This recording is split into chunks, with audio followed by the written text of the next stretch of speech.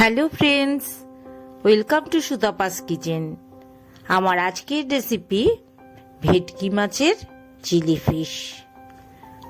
সুন্দর সুন্দর কিন্তু এখানে টিপস আছে, তোমরা একটু লক্ষ্য রাখো, ফলো করো আমার সাথে, তাহলে কিন্তু টিপসগুলো জানতে পারবে।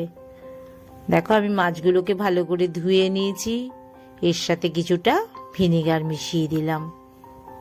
1 চামচ মতন ভিনিগার মেশালাম, 1/2 চামচ লবণ মিশিয়ে দিচ্ছি, 1/4 চামচ হলুদ মিশিয়ে নিলাম, 1 চামচের মতন সয়া সসও মিশিয়ে দিয়েছি। এবার আমি একটু ভালো করে মাখিয়ে নেব, মাখিয়ে আধ ঘন্টার জন্য ম্যারিনেট করে রেখে দেব। কড়াইতে বেশ কিছুটা সর্ষের তেল ঢেলে দিলাম, তেলটা গরম হয়ে এসেছে। এবার আমি মাছের টুকরোগুলোকে পরপর তেলের মধ্যে ছেড়ে দিচ্ছি। মাছগুলো কিন্তু হালকা ভাজবো আমি, খুব বেশি কিন্তু তোমরা মাছ ভাজবে না, তাহলে কিন্তু মাছগুলো শক্ত হয়ে যাবে। আমার মোটামুটি মাছ ভাজা হয়ে এসছে। এবার আমি মাছের পিসগুলোকে কিন্তু তুলে রাখবো।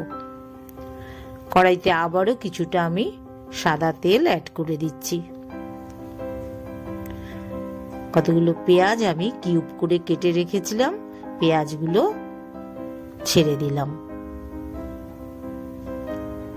একটু নরম হয়ে আসবে পেঁয়াজগুলো। এবার আমি টমেটোগুলো একই রকম ভাবে কেটে রেখেছিলাম মিশিয়ে দিলাম। ক্যাপসিকাম, একটা সবুজ ক্যাপসিকাম, এটাও আমি কিউব করে কেটে রেখেছি, হালকা ফ্রাই করে নেব। 7-8টা কাঁচা লঙ্কা কুচি করে কেটে রাখা আছে, একই সাথে আমি ফ্রাই করে নিচ্ছি। সবজিগুলো কিন্তু আমি একটু ডাটো ডাটো রাখবো, খুব বেশি কিন্তু বয়েলড করবো না বা ভাজবো না। 10-12 কোয়ার মতন রসুন আমি একদম চোপড করে রেখেছি, সেই রসুনগুলো মিশিয়ে দিলাম। একটা পেঁয়াজ, বড় পেঁয়াজ আমি গ্রাইন্ডারে পেস্ট করে রেখেছিলাম, পেঁয়াজটা মিশিয়ে দিলাম। 1 চামচের মতন লবণও মিশিয়ে দিলাম মশলাগুলোর সাথে। 1/2 চামচ হলুদ গুঁড়ো মিশিয়ে দিচ্ছি। এবার একটু মশলাটা একটু কষিয়ে নিচ্ছি। 1/2 চামচ জিরের গুঁড়ো মিশিয়ে দিলাম। এটা হচ্ছে আমার শুধু জিরে নয়, ধনে জিরে মেশানো আছে, দুটোই 1/2 চামচ করে মিশিয়ে নিয়েছি।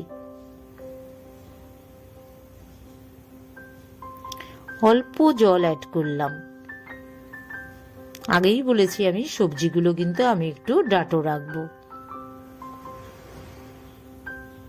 দেখো, আমার কিন্তু রেডি হয়ে গেছে সবজি। এবার আমি মাছের টুকরোগুলোকে মিশিয়ে দেব। মাছগুলো মিশিয়ে দিচ্ছি। 2-3 মিনিট মতন এই মাছগুলো বয়েলড হবে, খুব বেশি কিন্তু বয়েলড করতে হবে না।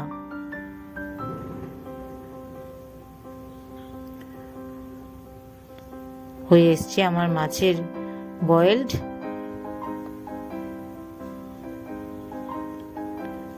এবার আমি 2 চামচ মতন টমেটো কেচাপ মিশিয়ে দিলাম।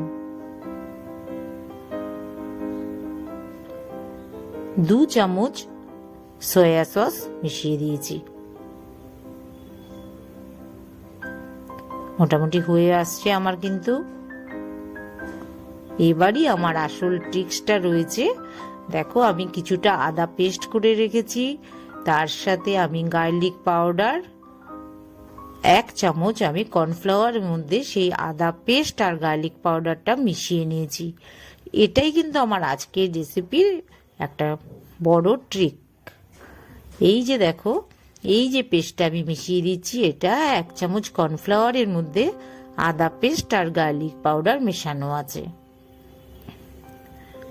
দেখতেই পাচ্ছ কি সুন্দর কালার এসছে, খেতে অবশ্যই সুস্বাদু হবে। আমার কিন্তু চিলি ফিশ রেডি হয়ে গেছে। গ্রেভিটাও সুন্দর হয়েছে। বন্ধুরা দেখো, তোমাদের যদি আমার এই রেসিপি পছন্দ হয় তবে তোমরা অবশ্যই আমার সাথে থেকো। পরবর্তী রেসিপিগুলো তোমরা যাতে সবাই ফলো করো, দেখো, তার জন্য আমার অনুরোধ রইল তোমাদের কাছে। আর সুতাপাস কিচেন অবশ্যই তোমরা সাবস্ক্রাইব করো, লাইক শেয়ার করতে তোমরা ভুলো না। আর তোমাদের যদি নতুন নতুন রেসিপি আমাকে সাজেস্ট করার থাকে তবে অবশ্যই জানাবে।